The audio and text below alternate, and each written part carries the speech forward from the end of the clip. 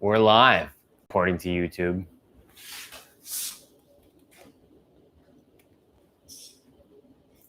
Yay.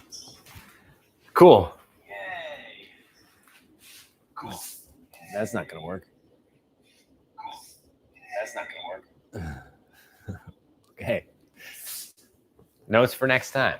Audio on the monitor. So it looks like no one is with us yet, which is good. What's that? Are there? Okay. At least two of you are here watching, I'm told by my producer. So that's good. Welcome to live stream number 2 of the cinematic method. My name is Tim Miller, and you are watching live stream number 2 of the cinematic method. If you guys are just clicking in, the cinematic method is a project that I'm doing for the duration of academic year 2021. And it's about filmmaking for scientists. So it's a crash course introduction to the basic technical and aesthetic principles of filmmaking designed explicitly for working scientists. So welcome. In these streams, before the first episodes of the show are released, I'm doing a couple different things. The first thing I'm doing is making sure that all the technology for the streams work, because once the episodes come out, we're going to do this each week. And I hope that people will be chiming in the chat and asking questions or having a conversation about the exercises that we've covered in the previous week's material. But I'm also hoping to sort of lay the groundwork about a couple of things. Last time, I talked a lot about the pandemic and about the sort of state of science communication. So tonight I thought I would bring it back much more explicitly towards a filmmaking space. And we're going to spend some time tonight talking about cameras. Just in very general terms, about the categories of cameras that exist and about the kinds of cameras that you're likely to encounter or that you should be or are likely to use in the process of experimenting with filmmaking. I should say at the beginning that if you're coming to experimenting with filmmaking for the first time and you're thinking about, well, what gear do I need? Because that's often everyone's first question. The first thing I'm going to tell you is that you probably should not run out and buy a new camera.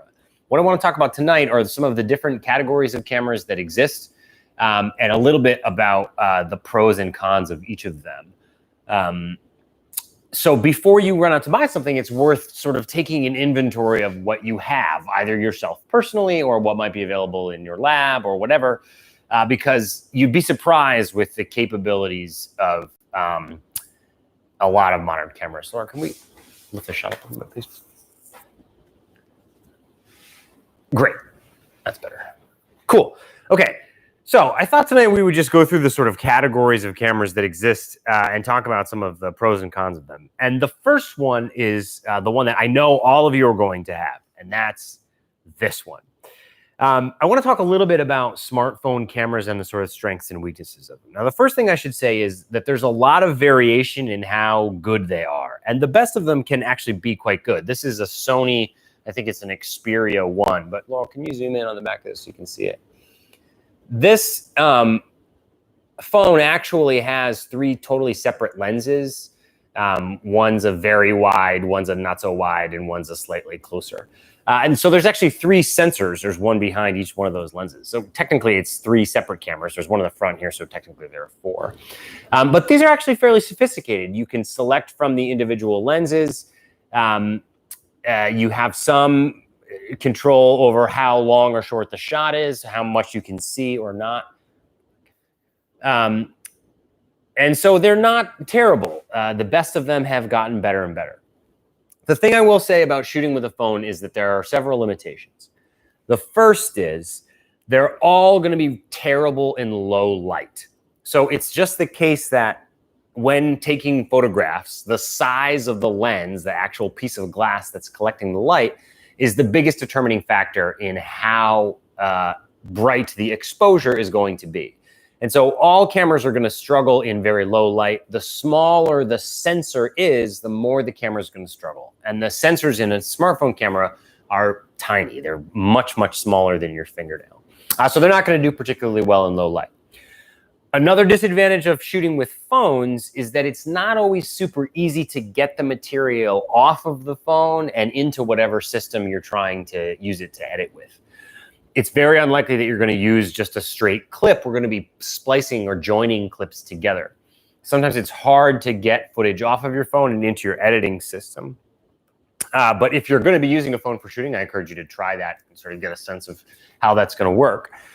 You're going to be happier, I think, and have an easier time if you're using an Android phone or handheld rather than an iPhone.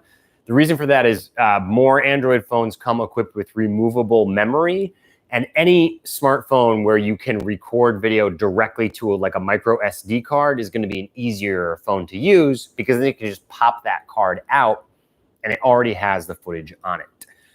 The last thing I want to say about shooting with a phone is that if you're thinking about doing it, it's worth considering investing in one that's not your actual phone. So I carry two. This is like my entertainment and picture taking phone. I carry it around with me because it does take pretty good pictures. It's actually really nice for watching movies. But this is not my like phone. I have a phone that I use for making phone calls and my email and stuff like that. I found that it's almost impossible to take meaningful amounts of pictures or video with the phone that is your primary communication device, because you're constantly using it for so many other things. Like you're out on location, you're like, oh, I want to take video of this thing. But then you realize you have to look up what kind of bird that is, or what your GPS location is, or whatever, or you get a text while you're filming or whatever. So I started this a couple of years ago, where I just bought a phone because I was interested in testing it out, and I started carrying it around as my second phone. You can get a lot of capability in a handheld device if you look for like the flagship smartphones from 2 or 3 years ago. You can often find those still brand new for sale online for like a couple $100s, which is kind of nice. I mean, it's nice to have a second device. Most of us are at home with pandemic. So you do a lot of, working on small devices, and I really like having another one. If you're going to be using it for a bunch of shooting, it's also very useful so that you still have your phone for doing your phone. So shooting with your phone, that's always a good option. It's worth trying out. Not going to be great in low light, difficult to get the footage off. The second class of cameras is what I'll call action cams. Which are basically any kind of small camera like this that's designed to be mounted onto stuff. The most popular is the GoPro. This is one made by Sony. I have a lot of Sony products, but they're basically the same. I mean, they do the same jobs. These kinds of cameras, if you have access to these, are really nice and useful for getting shots that are hard to get any other way.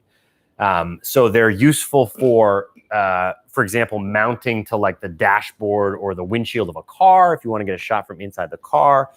And they're great at the kinds of things that they were designed for. If you're going to strap them to a helmet and jump out of a plane, or the handles of a bike and ride off a cliff, or do something else cool, they're very useful.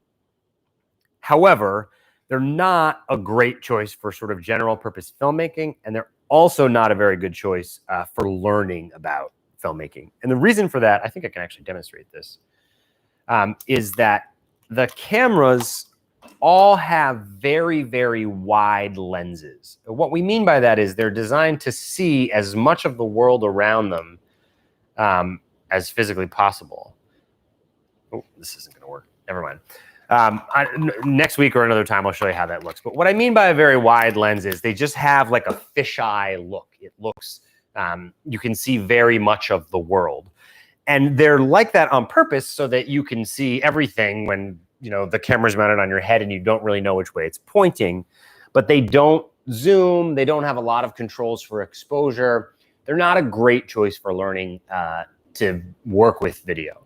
If you already have an action cam, like a GoPro or any other kind of action cam, great. But don't go out and buy one just for this project. It's not going to be the thing that's going to help you the most in terms of learning, the kinds of things that we need to know. And so I don't recommend those. The third, and I would say probably most important category of cameras for those of you who are learning out, is the class that we call the DSLRs. DSLR stands for digital single lens reflex. They added the digital SLRs were what they were called when they worked with film. It's called a single lens reflex camera because it only has one lens, and it's a reflex in that there are two mirrors, a mirror and a prism inside this camera, so that even the camera is right now off, but you can look through the viewfinder and you can still see directly through the lens. This was a big innovation in cameras when this was designed in like the 1960s. As you can see, there is a mirror inside of the camera, which when you start filming, flips up and out of the way to expose the sensor back there. That mirror is what makes it an SLR. Now, the DSLRs started a revolution in filmmaking. It was these cameras that really changed the way we make movies. And the reason is very simple. These cameras are now capable of recording video or film at 24 frames a second, but it's an interchangeable lens camera, meaning you could take the lens off and put other lenses on it. And that was a big deal because it allowed you to create a look with the cameras that you weren't able to get before. And I think I can show that, what I'm talking about. I know you guys can't see me for now. Just bear with me because I think you can still hear me. I should be able to do this and then this. Camera 2. Cool. Awesome. Here's Laurel behind the actual camera. And the thing that is the sort of nature of that cinematic look is the fact that while her face is in focus, the things behind her are blurry, right? See the lights outside, and I can go focus on the lights outside on my deck, and Laurel's face is blurry. And then I can pull the focus back from those lights to her face, and the lights are blurry and out of focus. And that is what audiences have become sort of accustomed to viewing as a cinematic look, that soft, shallow focus, where one thing is in focus and the things in front of it and behind it are not. And that was achievable with these cameras because we're using photo lenses that are big and do have a big wide opening in them that allows that very shallow focus. We'll talk all about the technical details of how depth of focus and stuff like that works during this series. It's just worth remembering that the DSLRs are very useful because they have interchangeable lenses and because the lenses allow you to get very shallow focus. If you are thinking about purchasing a camera for working on this project, a DSLR is a particularly good choice. The reason for that is there's a lot of them out there. There are a lot of lens options. And so on eBay, you can find cameras that, again, are a couple of years old, but still really robust in terms of their functionality. Actually, the one in my hands is the original Canon 7D. This is an older model, but I really like it. It's rugged. It's got a metal body. It's heavy. It does have some downsides. It shoots to obsolete media, CF cards, which are hard to find. The battery life is not great, and it's got all the limitations of any other DSLR. But I like it because, again, it's rugged, it's indestructible. I've had this one for 10 years. And you can find this camera still now on eBay for a couple $100. So that's really attractive for an aspiring filmmaker because it also opens up a whole new world of lenses. Now, Canon makes a whole bunch of lenses for these cameras, but the one I have on it is actually an old one, a very old one. This is older. This lens is older than I am, but it's a fully manual lens. So modern photography lenses have motors in them that are designed to do autofocusing because you want the lens to focus as quickly as possible. But old lenses don't have any of that. They're just manual. You have to rotate the barrel in order to get the lens to focus. And that's actually exactly what we want in cinematography. That's the look that we like, that slow movement of focus from place to place. And so these are particularly useful, I think, for people who are learning because you can get these dirt cheap. So this lens is what's called an M42 lens. The mount, or the thing on the back of it, is an old thread style mount called M42. But for reasons that are basically technical accidents, all you need is a simple metal shim adapter. This is hollow. There's no glass or anything in it. This is a $10 part. And with this $10 part, you just screw it onto the back of one of these old M42 lenses, and it is now mountable to any modern Canon camera. This is really nice because these lenses are dirt cheap. This was a pretty high quality portrait style photography lens in the 1970s. I bought this one on eBay for $35. So a couple hundred for the camera, 35 or 50 for 2-3 lenses, $10 each for the adapters. Pretty soon you're looking at a pretty robust camera setup for a very low cost. The DSLRs are a great choice. If you're thinking about picking up a camera, I recommend one. And I recommend buying a used one because this is a good learning tool. But if you start doing a lot of filming, you're quickly going to outgrow this. And I think it's better to buy a used one because then you can turn around and sell it, get most of your money back. A very close cousin of the DSLRs is the class of cameras called the mirrorless cameras. Now, the mirrorless cameras are almost the same as the DSLRs. This one is an Olympus, but Sony makes a bunch of them, and Canon's starting to make them now too. It works the same as the DSLR in a lot of ways, except that there's no mirror in it. It's just the lens, and then directly behind the lens is the sensor itself. But it's still an interchangeable lens camera. The upside of these is that they're smaller and lighter as compared to DSLRs. I actually don't think that's much of an advantage for shooting video, but it is. If you're only going to have one camera to carry around, it is nice to have a smaller one. This is the camera that I carry when I'm out taking snapshots as a tourist. The other difference is that they all have display screens or electronic viewfinders. You're never looking directly through the lens. You're always looking at just a digital representation of what the sensor is seeing. And at least for me, because I grew up with it using an old camera, it feels much more natural to me to have a camera that you can look through, literally look through, even when the power's not on. But that's just a personal preference.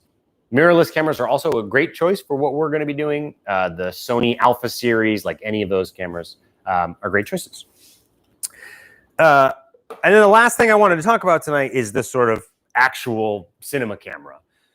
This is a Blackmagic cinema camera. This was the first of Blackmagic's cinema cameras, but it's still a great one. This has a very high dynamic range. It has a good color depth. It does lots of things that a DSLR doesn't do, but it doesn't have any bells and whistles, right? It doesn't have, I mean, it has a screen, but it doesn't have lenses. It doesn't have a lot of controls. To make a real cinema camera work its best, you need a whole bunch of other equipment with it. You need good lenses. You need probably a rod system or some kind of mount. You need external power of some kind. You might also need an external recording or an external monitoring solution. This camera, again, this is the Blackmagic cinema camera, the original one. You could probably find this camera on eBay for $500 or $600, but you also need a $500 or $600 rail system, a $500 or $600 lens, a $500 or $600 follow focus, and a matte box, et cetera, et cetera, et cetera. We'll talk a lot in the series about equipment and sort of purchasing recommendations. But running out and buying a cinema camera, Blackmagic makes some great ones, and I like a lot of them. But I don't recommend that someone coming to this project brand new should run out and buy a new camera. I just don't think you need one, personally. The one thing I did want to talk about tonight, though, is an option that people almost never think of anymore, but that's still a really good option, and that is the old school camcorder. Now, this used to be the way all home video cameras looked and worked, and if you're old enough to remember them, you may remember the big shoulder-mounted ones that had a VHS tape that went in them. You might not know it, but some camera manufacturers do still make these small camcorder style cameras. This is a Sony CX405. Doesn't have a lot of bells and whistles. It's just a flip out screen with a open and close lens. But it does have a power servo zoom that allows you to zoom back and forth. And I think that actually makes it a very useful choice. I can actually, yeah, I think plug this one in as well. Sorry. Let's just zoom in and take a look at that first. Laurel was mean mugging me when I got up to get to the next camera. So that's how I know that I'm doing something wrong. This is a very simple camcorder, right? All it's got is this servo rocker zoom and an on-off to start and stop recording. But that zoom is actually really, really useful. And although you can't tell it by looking at it, this camera also has an optical and a digital image stabilization built into it. Let's go ahead and pull that back out. Great. I'm actually going to plug this in so people can see this shot from here. And so you might be wondering, well, why would I recommend a camera like this? And the answer is like that, and like that, like that. Cool. Why would I use a camera like this? Are we getting the feed? Nope. There we are. Cool. Now you might be wondering, why would I use a camera like this? And the answer is the ability to change the focal lengths by zooming the lenses is actually really, really useful. Having the ability to say, oh, okay, I want this to be a close shot with a long lens like that, or I want this to be a wider shot where we can see more like this, is a really useful thing. It's also the case, and this is hard to tell by looking at it, but the image stabilizer in the camera is actually really good. This camera is very small and light, but as you can see, the shot is not sort of wobbling around very much. And the other reason, I guess the last thing I would say about this is that this small camera, Laura, let's go back to the camera one. Or sorry, stick with this for a second. This small camera is actually the same in many ways to the big camera that we use here for this stream. They both have servo zoom. They both have one built-in lens. And the way you use a camcorder is the same regardless of if it's a little camcorder or a great big one. And so for that reason, I think that this is actually a really, really useful learning tool. If you get decent at learning to shoot and follow a subject and pan and tilt and zoom with a camera like this, you will use those same skills when you're using a bigger camera like the one that we're shooting this stream on. Again, they don't sell a ton of these, but they do still make them. And this camera, I think, retails for like $239 or something like that. So one of these is actually less expensive than one of these. And I, for one, think it is a much more useful teaching tool in terms of learning. So brief review, your options are smartphone. You already have one, so it's good to know how to use it. Knowing how to use it in this case means knowing how to get video footage off of it and onto your computer so you can use it for something else. Action cams, useful for specialty shots, not super useful for learning to make films. DSLRs and mirrorless cameras, great choices. Interchangeable lens cameras with a lot of power. The thing to remember about both of those cameras is the lenses are what makes the image, and that's the thing that matters. So before you run out and buy a camera, you got to think about whether or not you can afford to buy any lenses to go with it. The cinema camera and the camcorder. And of all of those, if you absolutely needed to buy one and you were on a budget, I would say go buy one of these, a small handheld camcorder. It's also worth checking to see if you might already have access to one, because even a camcorder that's a few years old will have a lot of these same powerful features. And particularly at universities, it's sometimes possible to find equipment that like we forgot we had in some places. So it's worth going to look around at some of those things. The rule of thumb, by the way, if you find an older camcorder, is if it takes tapes of any kind, it's too old and you're not going to be able to use it. But if it takes removable digital storage media of any kind, it is going to be usable. So there are, at UConn, in fact, we found at Surplus one time a couple of Sony EX1s, which were great cameras. That was the first camera I was given at film school. But they were like surplusing them and getting rid of them at the university because they didn't sort of fit in the workflow anymore. So it's worth checking that out. There might be some camera equipment kicking around somewhere in your lab or in your research group. Those are the main things that I wanted to talk about tonight, sort of an introduction to camera stuff. I also wanted to talk briefly tonight, or just mention that it's going to be a fascinating year because just today, Warner Brothers announced that it's not going to be releasing any of its 2021 films in theaters, or rather, it's not going to be doing an exclusive theatrical release. It's going to be doing what's called a day and date release, meaning you can stream online every new movie that Warner Brothers is going to release in 2021 can be streamed online at home the same day that it's supposed to open in the theaters. And that is a really big deal. It's only one studio that's announced it. It's only in the US market. But I think that's going to make a huge difference in theatrical exhibition. And it's the sort of first domino in basically the end of the movie theater. So we could talk about that a little bit over the course of the series, but it's a piece of news that I think we're going to end up talking about more.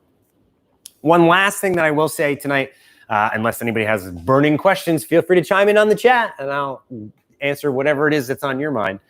The last thing that I want to say is if you're in your holiday shopping mood and wanting to upgrade your own personal entertainment experience, the best thing that you can do for yourself is to upgrade your sound system. Don't run out and buy a big new television. If you have a TV at home and you're thinking, we want to watch movies, you wish it was better, upgrade your sound system. And the best way I think to do that is you have to buy an old school physical receiver and plug wires from them into speakers. The good news is that the smallest or the newest generation of those is actually pretty small. Laura, can we pan over and just show one of our bookshelf speakers? So this is one of a pair of like standard monitor Sony bookshelves that we have plugged in here. And it runs on a Sony amplifier that's down below. It's, like a big deck amplifier. The amp was, I think, $179, and the speaker pair is like $99. Maybe the speakers are $79 a piece. But you will be amazed at the amount of bass response and sort of how much livelier movies seem and feel as a result of upgrading the sound. That a lot of people now have the sort of sound bar things are in vogue. People are looking for wireless solutions. There's really no such thing as high quality wireless audio. So if you want good audio, you have to plug the wires in. And if you're looking to upgrade your home viewing experience, you really can't do much better than buying yourself a modern amplifier and a couple of speakers. Those were the major things that I wanted to talk about tonight. Again, we're using the live streams before the episodes come out just to debug the technology and to talk about a few sort of primer things as we're getting started. I don't see anybody pounding away with questions in the chat. So if there aren't any, which it looks like there aren't, I'm going to wrap up for tonight. Thank you guys so much for joining me. We'll be back, I think, in 2 weeks with the last of the streams that happens before the episodes drop. Remember that episode 1 drops at noon on Wednesday, January 15th. I should also say that we now have the website live for the project, and the SEO gods smiled on us. So we have a human readable URL. This project is being hosted at thecinematicmethod.com, where these streams, as well as the episodes, once they go live, will be up. I also want to say that we now officially have our first partner site. Just late today, I got word that the University of California Merced's National Research Traineeship Program will be joining us. So that's our first cohort outside of the University of Connecticut. So we're now at 2 sites. Yes, nationwide, Connecticut and California. Still looking for a couple more partner sites. There's a few players who have expressed interest, so we're hoping to have that solidified by the end of the year. Lastly, for any individuals who are interested in supporting the work, our budget for this project, we are short, basically, is the short version for our budget for this project. So Laurel and I are just like working on it and hoping that we're going to be able to raise the money. But that means foregoing like salary and stuff that we need ourselves. So individuals who are interested in supporting the work, we set up a Buy Me a Coffee link thing on the website. So if you go to the About Us page and scroll down, you'll see a link there where you can make an individual donation in like $2 increments or whatever. So if you're a penniless graduate student, I don't want your money. But if you're a tenured faculty member and you've been drawing your full salary all through pandemic and you want to support this work and the amount of $10 or whatever, there's absolutely an avenue for you to do that. And we would greatly appreciate any help that you can give us. Since there don't seem to be any questions, that's the end of live stream number 2. Thank you guys so much for joining me, and I'll be back in 2 weeks on the next episode of The Cinematic Method.